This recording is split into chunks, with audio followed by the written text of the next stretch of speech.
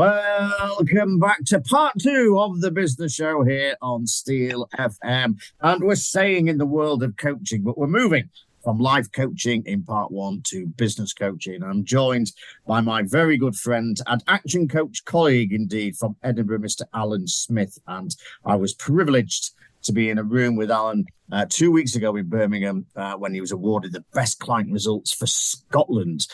So we're very privileged to have Alan on this morning. So on behalf of everybody tuning in this morning, Alan, thank you very much for joining us. Great stuff, John. Thank you. Nice to speak with you as ever. Wonderful to have you on, in fact. Best client results, Scotland. Wow. Yeah, it's nice. Nice, isn't it? It's always nice when you can help a client get the kind of result that they're looking for. So, I think Action Coach do reward and recognition particularly well. So, it's nice to pick up a little trophy on the evening, of course, but, that can only happen when your clients get the results that they're after. So, that this is much, much more about the clients than it is about the coach. So.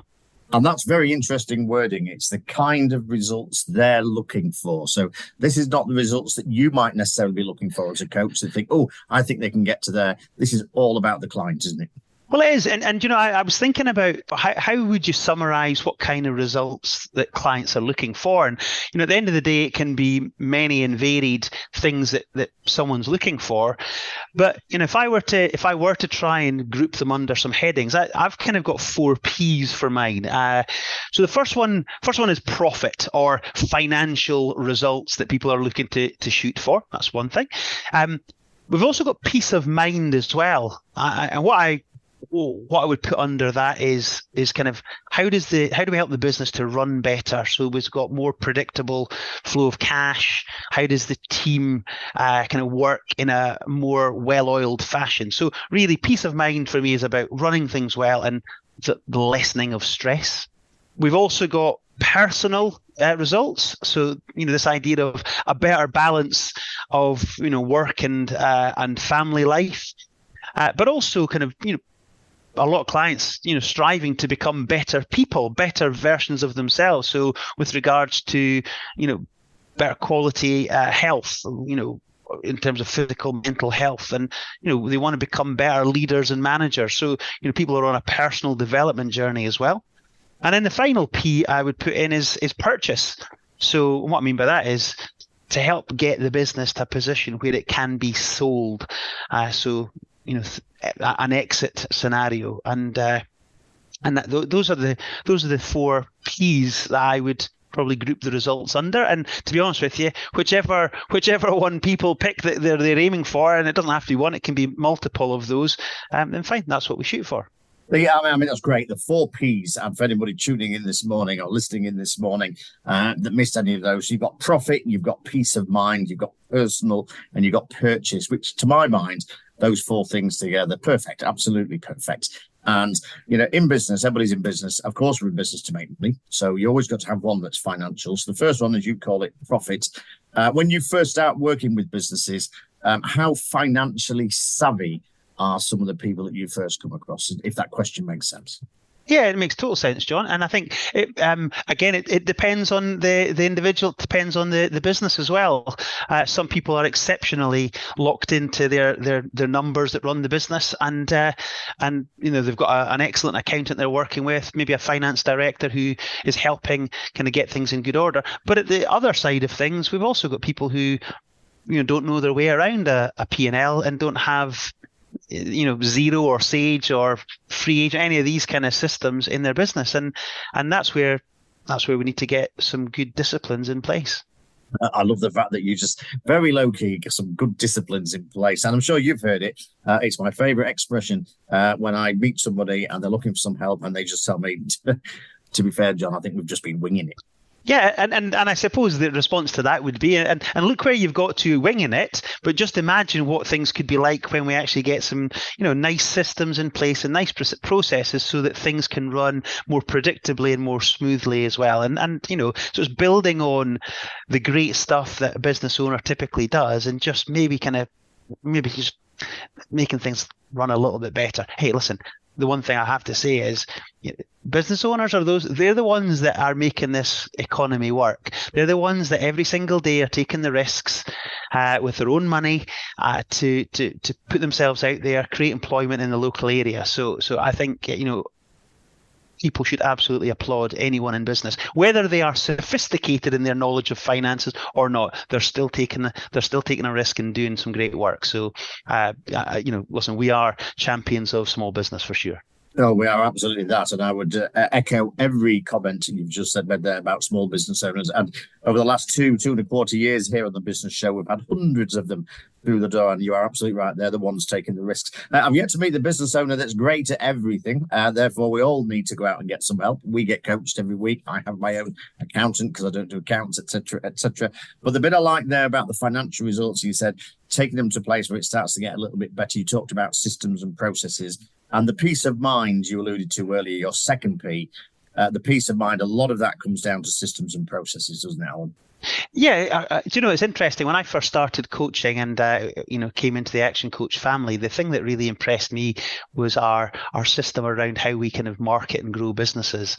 And coming from a marketing background and a sales background, that's kind of, I was really locked into the simplicity that we use there. And the systemization side of things was just less sexy. I just was less impressed by that. And I think 10 years on from that, I've really learned. It's like, no.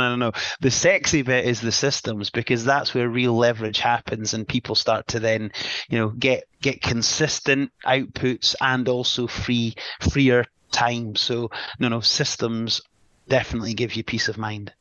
If there's any of the businesses that we work with tuning in this morning, they would have been horrified just for a brief second there when you talked about that, because they all think that I think systemization is the sexiest word in the world. Well, it just is. It just is, because it's the one thing that leads to that peace. It leads to peace of mind. It's predictable. It's boring, but it's profitable. Well, again, John, I'll throw this one back to you. What's the acronym for systems that we use? So for anybody listening, save yourself time, energy, money, and sanity. There you go. So yeah, that's exactly what it's all about.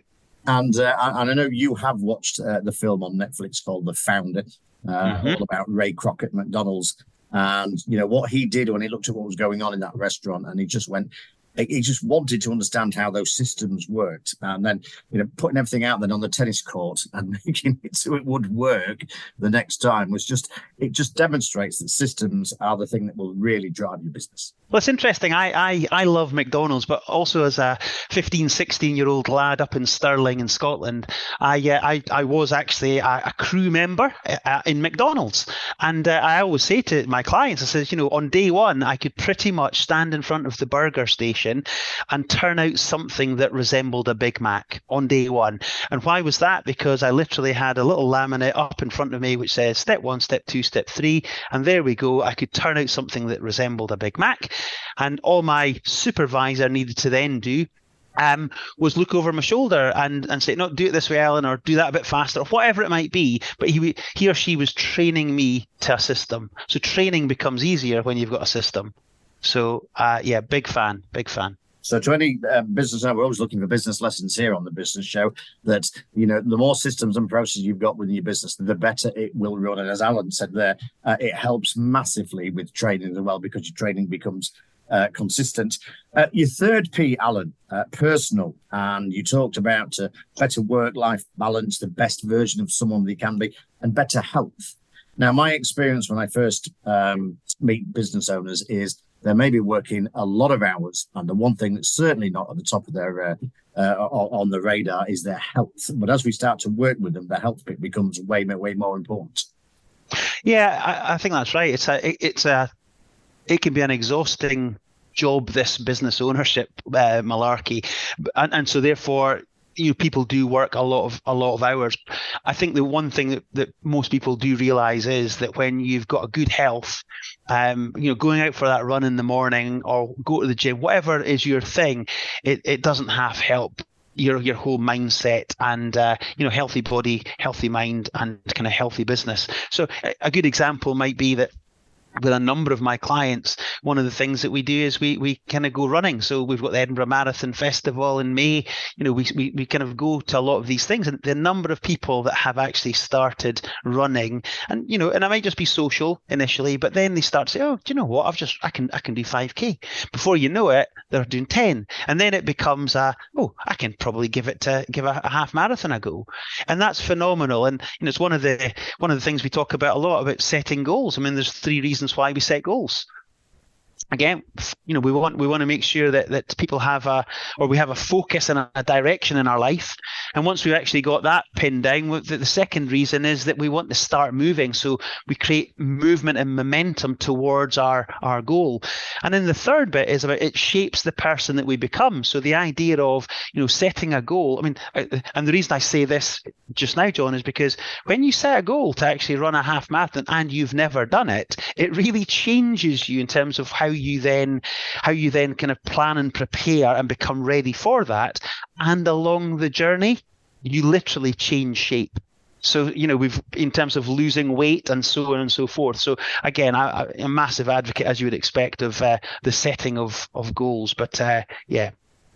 So I'm going to dive straight onto that setting of goals. We'll come back to the 4th P in a little while. So focus, direction, then I'm going to start moving, and then it shapes our future. When you first meet business owners, how good are they at setting goals? Because it is quite the challenge, isn't it? Yeah, I don't think I was that good at setting goals before I was really taught how to set goals. So they can be a lot of people aren't good at setting goals of what they want, but a lot of the time people say, I'll tell you what I don't want. And do you know what? That's actually quite a good way. Charlie Munger, who of course was Warren Buffett's right-hand man, who only just died at the back end of last year, he always talked about inversion thinking. And it was this idea of, look, think about what it is that you don't want, or think about all of the things that will totally knacker your business. And whatever that is, then flip it so that you've then got the positive of that negative.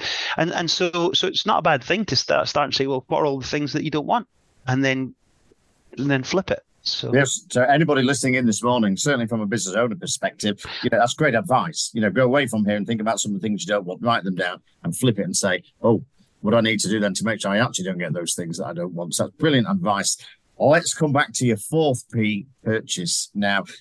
Help to sale. And when you first meet business owners, if you're like me, this is something that's just so far in the future that they can't see it. And yet I know that you've already taken businesses through to sale of their company. Yeah, and of course that's almost the pinnacle, isn't it, really? And if you think about it, all the stuff we talked about, good marketing, kind of creating systems. We want people to have a business that is running well without them having to be there all of the time whilst they own the business, and that hopefully will be a profitable business that gives out a good level of life. But I think where the real payday comes in is when you successfully sell your business. And that takes the business on to a kind of a different level after your ownership. So yeah, that's hugely satisfying to watch people achieve that. It's one of the key goals of any business, isn't it? So, well, it absolutely is. We build a business to sell it. And without naming names, because we're not going to do that on the business show, of the people that you've worked with that have sold, how have they felt afterwards? How do you think? Absolutely delighted. Yeah, I mean, I think how have they felt? It's almost recognition for the amount of work that they've put in over the years. Obviously they're financially well rewarded, but also I think that stress level, it's stressful running a business. And I think to be able to see people just visibly looking less stressed and going out enjoying nice holidays or having more time for grandkids or family, I mean, that's what it's all about. We talk about business. Being in business should give you more life.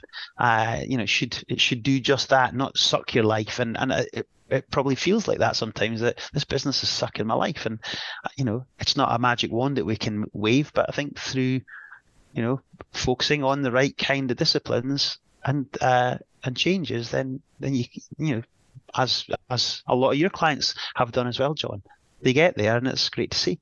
Absolutely is great to see. I'm going to finish, Alan. We've done the 4Ps. I know you are a huge fan of personal development and going out and CPD. BizX. BizX happens again in April. You're a huge fan of BizX, which is business excellence. And you always bring quite a crowd with you to the 2-day event for world-class learning. And you're going to be there again in April, of course, in Liverpool. Of course, looking forward to it. It's always in the diary. Again, a raft of great speakers in Liverpool. So yeah, we'll be there with a big crowd from Edinburgh. Yeah, that's absolutely fantastic, Alan. You know, I could talk to you all day about coaching. It's what we do for a living. And at conference, it's always good to catch up over a beer or two. It's great to have you on the business show here this week. As you know, we always finish every section with a song. So for everybody that's tuned in this morning, what song have you chosen and why? Well, because we've been speaking about results, John, I thought I would suggest that you play to your listeners Spandau Ballet Gold. What a great result that is. Gold. What a great result. What a great tune. Gold by Spandau Ballet. Alan Smith, Action Coach Edinburgh, best client results in Scotland. It's been a real privilege to have you on. Thanks for sharing your 4Ps of planning and coaching, etc. And on behalf of everybody that's tuned in, thank you very much for joining us. Thanks, John. All the best.